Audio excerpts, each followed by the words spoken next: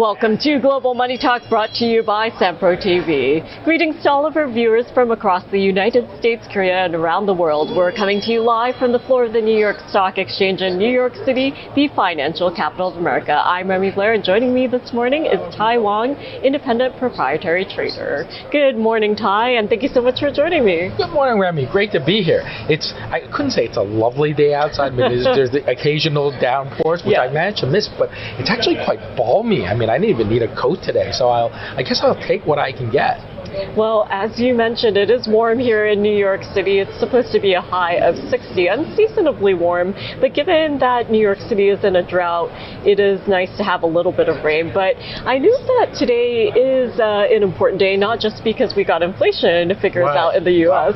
Well, I was looking through it to December 11th, and for the historians among us, 1936, when King Edward VIII abdicated his throne in order to marry the American divorcee Wallace Simpson. And times were a little bit different then. You couldn't. I mean, you're the king of Great Britain and United Kingdom and Northern Ireland, and you couldn't go and marry a divorcee. Much different than what we have seen with Prince Charles today, and King Charles today. And you wonder if everybody would have been much happier if he had married his first love instead of Princess Diana in that case. It's also, we should remember the birthdays of two pretty prominent people. The great Soviet dissident Alexander Solzhenitsyn, who wrote the Gulag Archipelago. Really famous work. I did try to go through it, but it is a big tome, and I have to admit that I never really quite finished. And also for New Yorkers, it is the birthday of Fiorello LaGuardia, the legendary New York City mayor in the 1930s and the 1940s. So today is a day to remember, and in terms of the markets, we initially saw the markets open higher on the heels of consumer inflation data, and of course there are a lot of expectations heading into this morning, especially ahead of next week's Fed meeting, and we did see headline and core CPI figures come in line with expectations, but year over year CPI up by 2.7%, but the Fed's still expected to cut by 25 basis points next week. Absolutely. The odds priced into the futures markets went from 90% chance of a cut next Wednesday to 97%. So it's basically what they call in horse racing a mortal lock. It's absolutely going to win. Absolutely, that horse is going to win, and this is absolutely going to happen, unless we see a note from the Wall Street Journal. I don't expect it. It would be a big surprise. I do think the Fed, I think Powell, and I think the Fed it wants to cut and is happy with cutting this time, and then 75% of the market expects no move in January and a little more balanced in March. I mean, after all, at the end of the day, 2.7% year on year and 3.3% in core CPI is quite away from 2%. At the same time, at 4.5 to 4.75%, the view is we are well into restrictive territory, and rates could clearly be a fair bit lower before it impedes before it really starts to stoke inflation. The couple of troubling things about inflation is, and hopefully it doesn't last, but food inflation was up sharply, as well as hotels and leisure, and this is a time of year, perhaps, I'm not actually sure if that piece of the data is seasonally adjusted, but certainly, we had a guest here last week, Jared Dillon, who was telling me that a hotel room is almost $1,000, where twice what he normally pays. So I don't know if that's seasonally adjusted. I would like to think it is, but hopefully those things are a little bit transitory. I think the view is the Fed is not looking to cut down to, at this stage, to 2.5 or 3%, but they think that we're in restrictive territory. We have some room to cut, and let's do it now. Additionally, I would add that the Bank of Canada cut 50 basis points just now. This is the second back-to-back 50 basis points cut they have, and largely expected. There are a few teetering between 25 and 50, but in their statement, they said, in press conference, they said essentially we're probably we're moving away from these big cuts. It's going to be sort of smaller cuts from here on in. This is important for Canada because they have mostly adjustable rate mortgages that adjust every few years. So there's a lot of mortgages that have sort of been extended and pretended that people will have to refinance over the next couple of years, and lower rates will help those homeowners. And I'm glad you brought up mortgage rates because here in the U.S. We were looking at mortgage refinance demand, which surged in the latest week as interest rates fell for the third straight week. So what do you make of that data point? Certainly, it shows how sensitive some of the mortgages are here. We're largely unchanged. I think we're a couple of basis points lower than it was last week, but you did see a little bit of a pickup in sort of refinancings as well as new mortgages. Not anything substantial to really write home about to get any mortgage brokers excited and buying themselves something nice for Christmas, but it's kind of a start. And I think if we get these 25 basis points and the Fed looks like it's on hold, you might get a few more mortgages refinanced or mortgages taken out. But again, the holiday season is, I think, seasonally not a great time for it. We may have to get into January, February, that are certain January. But it does show that there are some people who do want the mortgages, and if rates continue to tick lower, we'll see a little bit more activity. Yeah, and Tai, as you mentioned, it is the holiday season, and as we look to year end and of course 2025, there are a lot of expectations in terms of what happens in the nation's capital. Right. And I know that you wanted to highlight Trump tapping Andrew Ferguson to replace Lina Khan as FTC chair. So let's start out by looking at the headlines this morning. Right. So Lina Khan was a sort of divisive person as the head of the FTC, a former professor. She's been really, really anti-merger. She hated practically every merger. I think she cut down the merger between is it Coach and the parent of Coach and Michael Kors. I mean, these are pocketbooks. There are plenty of pocketbooks out there. Does the FTC really need to get involved in that? And it really kind of scotched that merger. And a lot of people, including myself, are saying, well, is that really necessary? And really, big business, from the left and the right, really did not like her. Famously, the head of the CEO of LinkedIn quietly really wanted her removed, whether or not, despite whoever won the election. And that had to come out with a 1,000-page screed that said, well, no, I don't really want her removed. No, just say what you gotta say, right? But interestingly, there are populists on the right, including Vice President-elect J.D. Vance, who are actually quite supportive of her stance, especially against big tech. A lot of the populist right, has been suspicious of big tech because primarily what they did to President Trump after the January 6th problem in 2021, and felt that they can't be trusted to be fair. And the only platform that they can trust really is Twitter, or now X, which is run by Elon Musk, who sort of lets people write whatever they want to write within reason. But she's out, and Andrew Ferguson, who's a former Solicitor General of Virginia, is taking her place. And this is pretty interesting because you just had, we have a number of mergers that I want to take a look at today. So Nippon Steel wants to buy U.S. Steel for not a lot of money, probably $12 or $13 billion. And actually judges blocked that. I couldn't put that on the FTC, but judges blocked that. And in truth, we're not very good at making steel. I think Nippon Steel would make us better at making steel and probably save some jobs, but the labor unions in Pennsylvania specifically have been heartily against it. So Biden's been against it. Trump sort of is against it. It's being blocked on national security grounds and may or may not come through. We'll have to see if that changes in the new administration. Nippon Steel is looking to appeal that decision or push it again.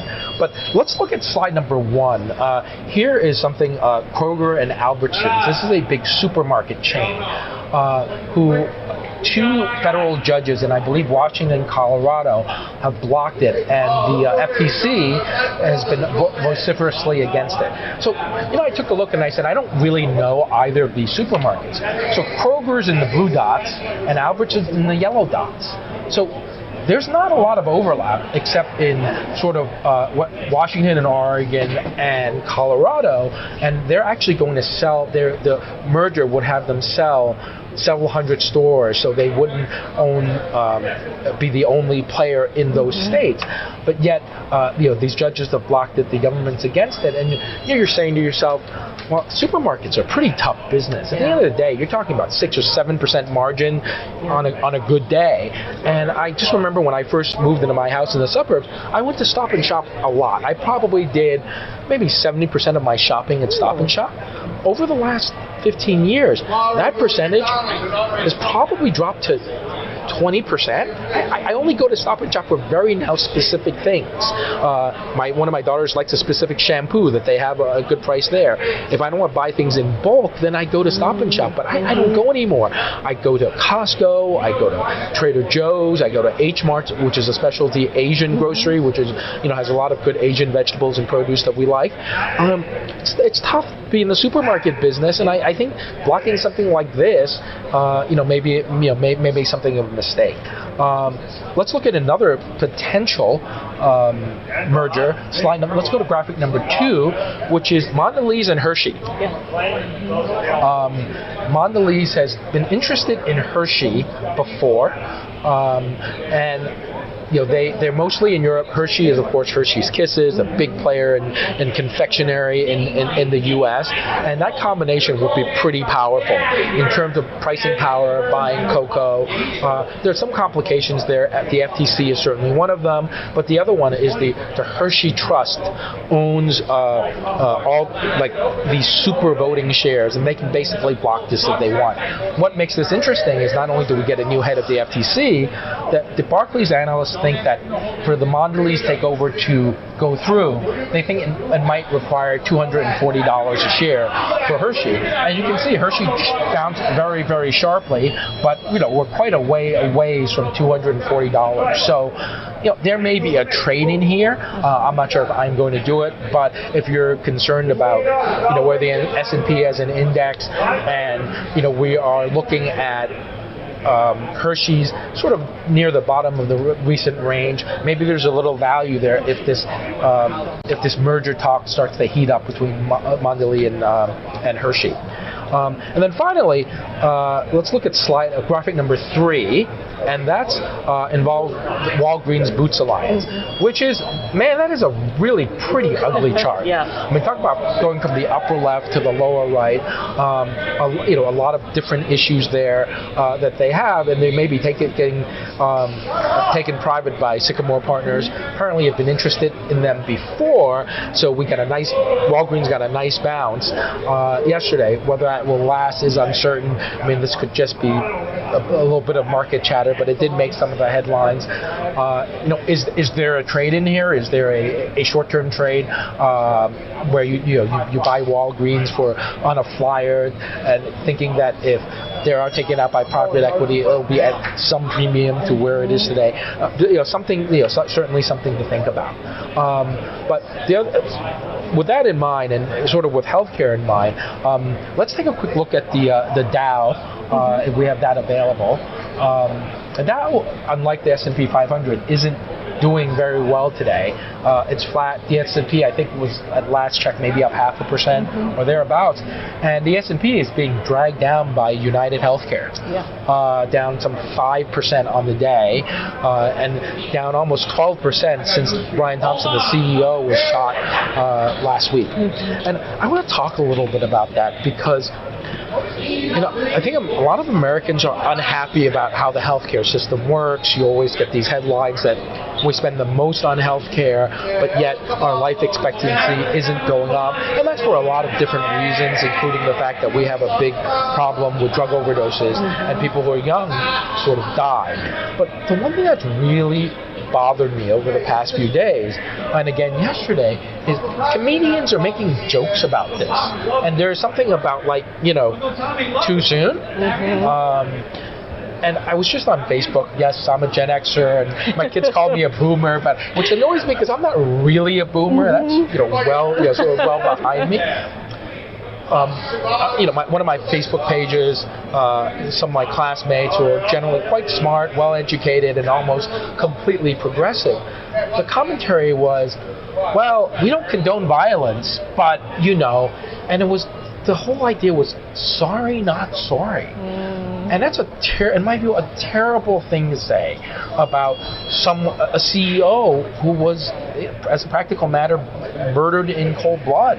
Whether you agree with the health system or not, the attitude that, you can't really blame the guy, and there is a lot of anger. In my way, it's sometimes, unacceptable.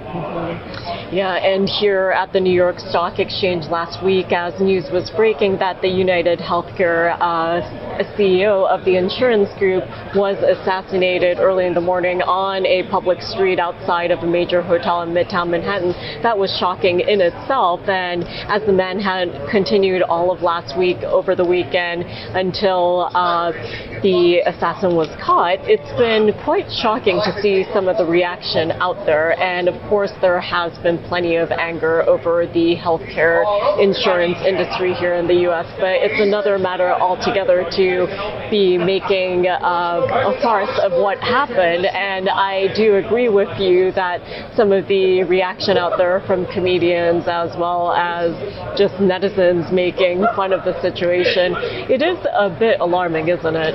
It's a signal of some sort of deep-rooted issues with how I think a lot of netizens or even other people are looking at this saying, well, we hate the healthcare system, they're all crooks and thieves, and you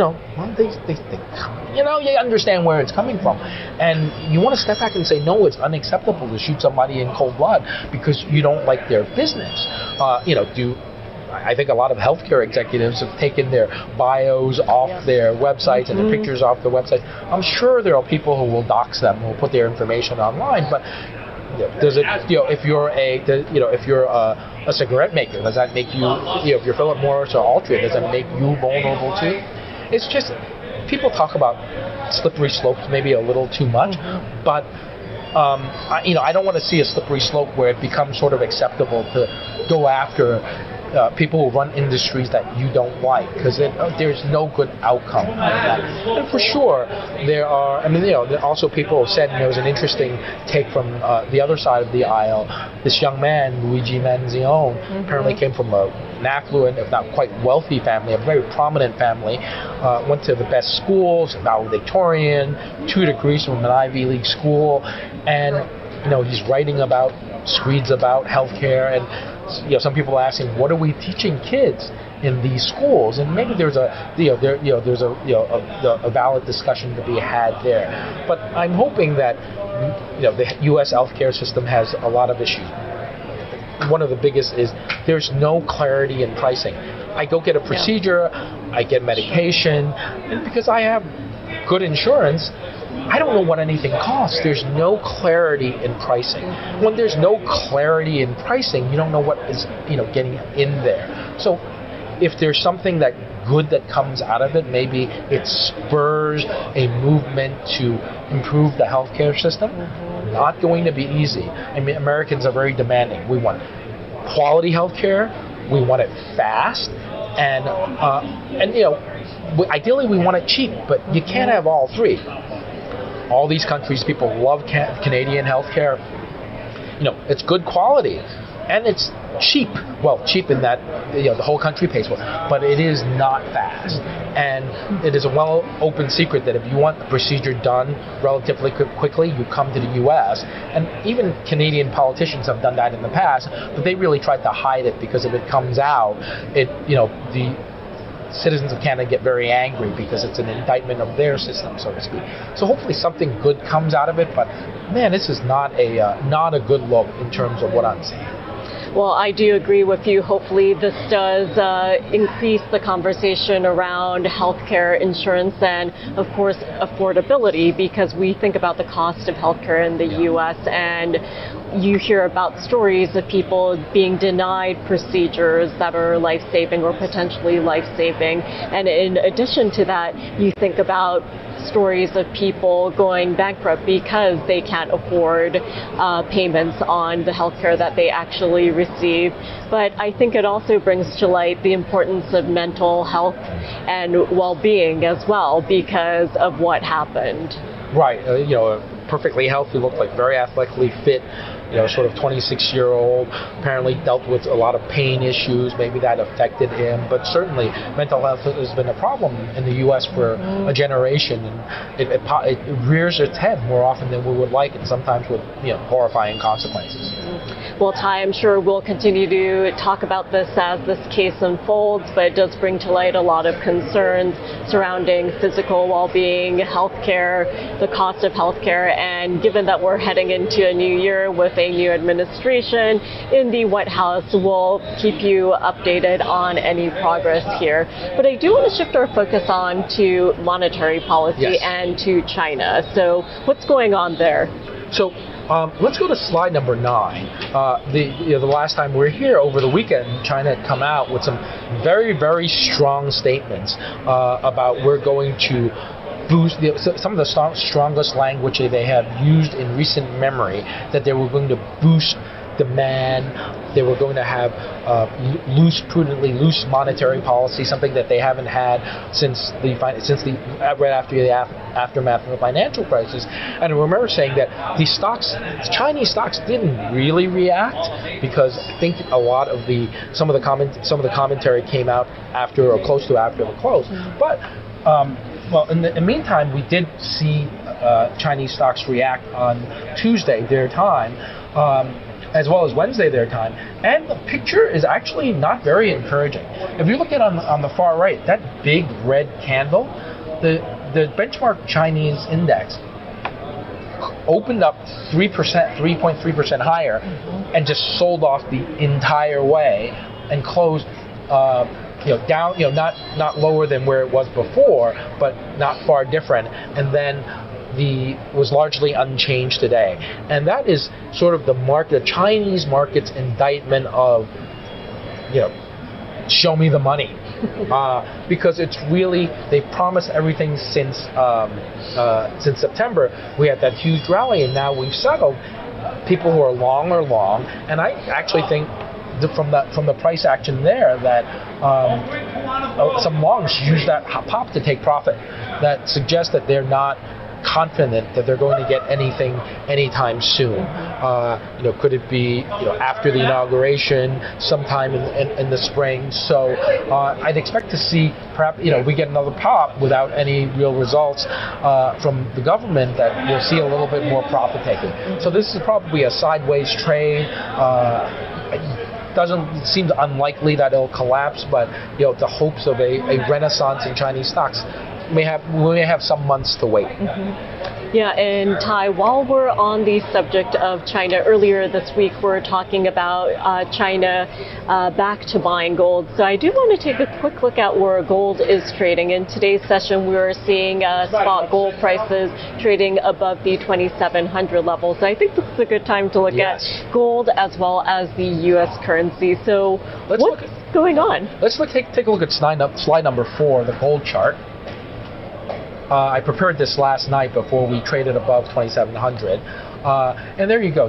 So you have that October 31st spike up to 2,790, a correction, and then a bounce up, and then the $100 Besant correction, and it's been moving higher. I think the last rally, 2.5–3% up above 2,700, is really due to the fact that China started buying again. They only bought 5 tons, but it's a signal that we're not going to wait for the prices to come down. We want to add to our reserves, and this is still fine. So certainly the market will be looking again every month to see whether they continue to do this, but that's a pretty good signal. Nevertheless, the chart seems to be, sort of, what we in a range, a narrowing range, and looking for a break. Historically, with a chart like this, the break tends to be higher, but I think we're maybe a few weeks ahead of knowing exactly what markets want to do in the new year. The thing that gives me a little bit of pause is silver had come up with gold, but while gold is up a bit today, silver is a couple of % lower, and that suggests that the gold rally may be getting a little bit ahead of itself. Continue to be long gold, not ready to take any profit, but looks like we may be sideways for a little while. And there's a whole bunch of markets I want to look at. So let's look at graphic number 5, which is Bitcoin. Bitcoin actually, as we speak, I think is trading over 100,000 again. This is the six-month chart. We did go up to 103,000, and then the momentum has been sort of flagging a little bit. Is today's price action above 100,000 going to drive a new rally? Again, not that clear at this stage. I think the market wants to see what the Fed dots are suggesting about 2025 before we really start to move, and then we only have about, after that, a week and a half of trading in generally illiquid conditions, which has never stopped Bitcoin before. Bitcoin trades like just 24 hours, unlike most of the other assets, but still awaiting a little bit of impetus. Let's look at graphic number 6, which is the S&P 500. I'm getting just a little bit concerned here. Here's a 1-year chart. We continue to grind in new highs. Actually, the S&P is doing pretty well today, up at last check, I think maybe 0.5% or so. But it does look like the momentum has stalled, and again, waiting for the Fed, waiting to see what new policies we have had. It's been a tremendous year. It's practical matter, 28-30%.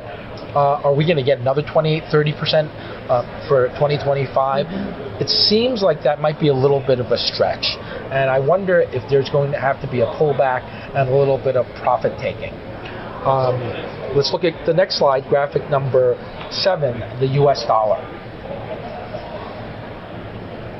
The U.S. dollar, this is the 1-year chart, been doing very well, certainly bounced significantly on the Trump election, but now sort of sideways. The market can't decide whether the fundamentals that will give us a strong dollar. You see the Canadians are at 3.25%. Europe has had a lot of troubles. Their rates are going to be lower. Everybody's rates are going to be lower than the U.S. We'll probably continue to cut them faster than the U.S., at least for the first quarter, if not for the first half of next year. And the only major economy that's raising rates really is Japan. Looks like Japan will raise rates later this month. I can't remember exactly when the meeting is, but looks like that's likely to happen.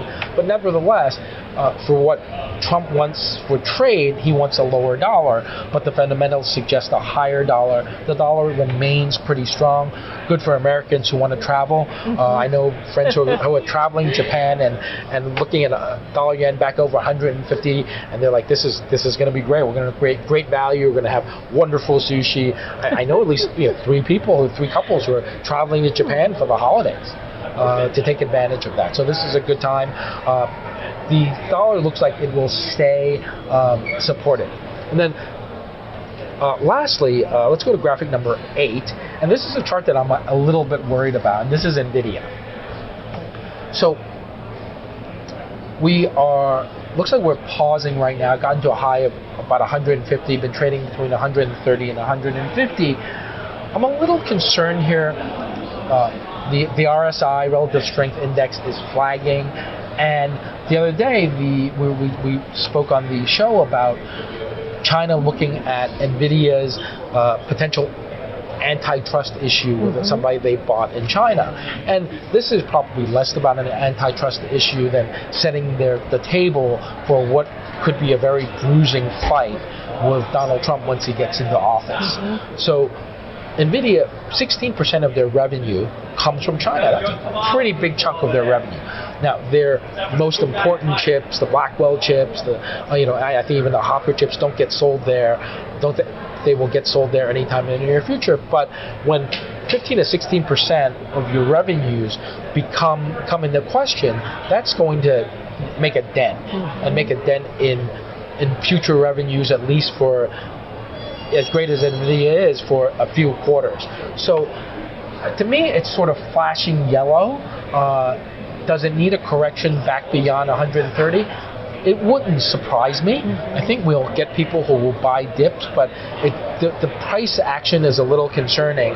And as great as Nvidia is, as wide and broad their moat is, when 15% of your revenue comes into some questions, you could certainly see a pullback in the stock, which ultimately may be a buying opportunity. But is that 130? Is that maybe 110 or even 120? But the chart makes me a little nervous.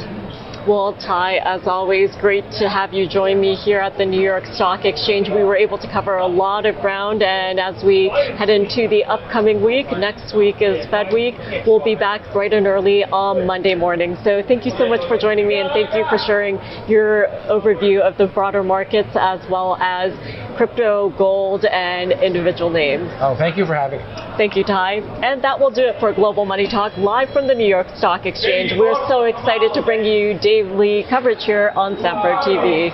And you can check out the show anytime on our YouTube channel by searching Global Money Talk. Thank you so much for joining us. We'll be back together on Monday, and 3Pro will be back here tomorrow. Have a great day.